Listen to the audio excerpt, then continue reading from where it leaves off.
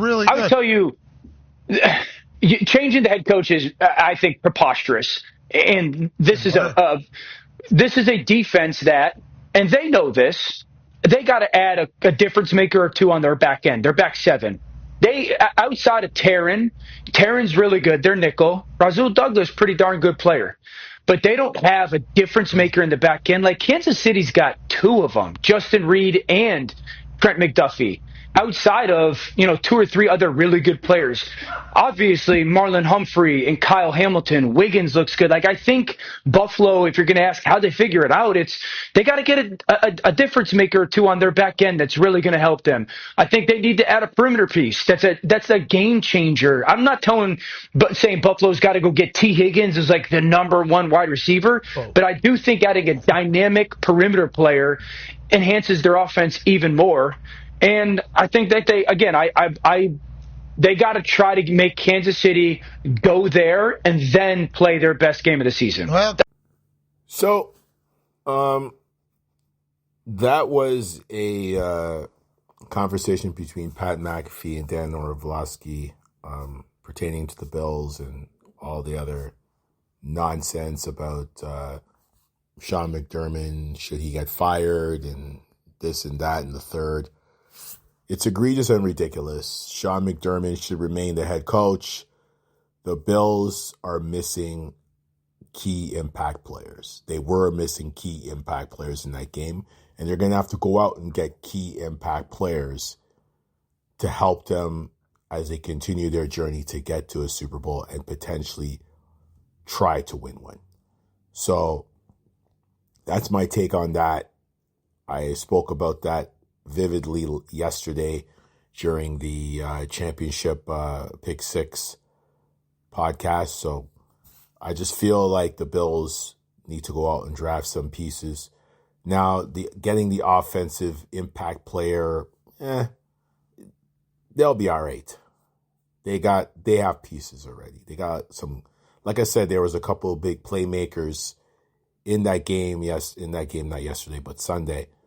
Samuels, as I mentioned, Mac Hollins with some big plays. James Cook. They'll be fine. They'll be fine. And also, before I continue on, correction, I made a comment saying that Shipley had received 77 yards and a touchdown. He ran for 77 yards and a touchdown in that game against Washington. So that's a correction there. So if you caught that correction, great. If you didn't, still, I'm letting you all know that's what we do here on Unscripted. But the other news that I want, the other news that I would love to mention and like to mention and gonna mention is Stephen Bernard Wilkes has received a job with the New York Jets. He has been hired to become the defensive coordinator for Aaron Glenn, who just recently, within the last 72 hours, became the new head coach of the New York Jets. I think it's a fantastic hire. We all know what happened in 2023 as a defensive coordinator going into last year's Super Bowl, what he did. Of course, losing Greenlaw to that horrific injury during the game. But what he did defensively, subsequently getting fired by that guy. Shout out to him. We saw what happened in Arizona after 1 year in 2018. We saw when he was the interim head coach in 2022 for the Carolina Panthers and what he did for them, subsequently getting let go. No comment on that. But Steve Wilkes is back, and he's going to be the defensive coordinator for the Jets. Him and Aaron Glenn are two solid minds. They have a lot of good young pieces on that defense. They had an off year. I think they could do something with those boys. Hopefully they can, because if they do, and if they can get that light on, oh man, that defense is going to be something else. So, but also the coach that fired him after the Super Bowl.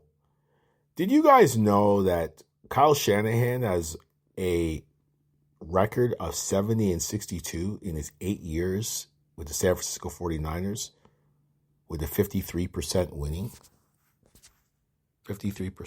percentage? Did you guys know that? So he's barely above 500, but yet revered as one of the best coaches in the league in his 8 years as head coach of the San Francisco 49ers. Most coaches wouldn't even got past their second year. He got to 2 Super Bowls and choked in both of them, 2019 and, of course, 2023. 2019 season, he finished 13-3. 2020 Super Bowl, he lost. He choked that one out. 12-5 in 2023. You remember that one?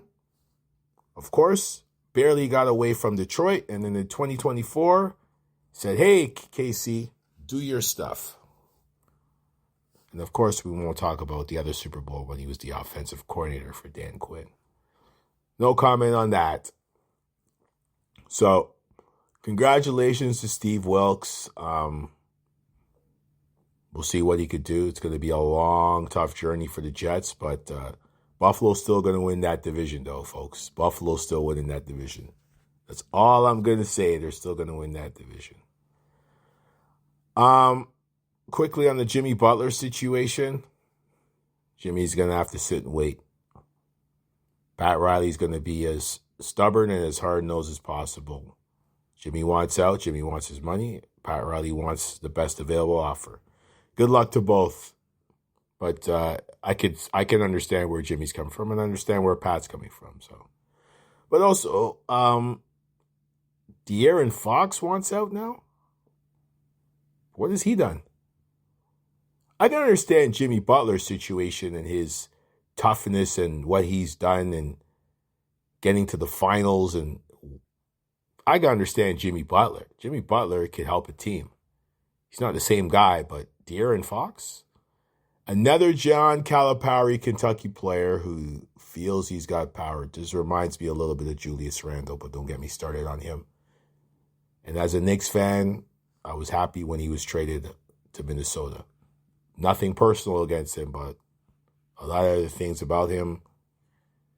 I love Coach Cal, but a lot of his players think they're better and bigger than the game. And unfortunately, we have another guy right now, De'Aaron Fox, who thinks he's bigger than the game. But we'll see what Sacramento does with that situation. But, folks, that's another take. Another quick take.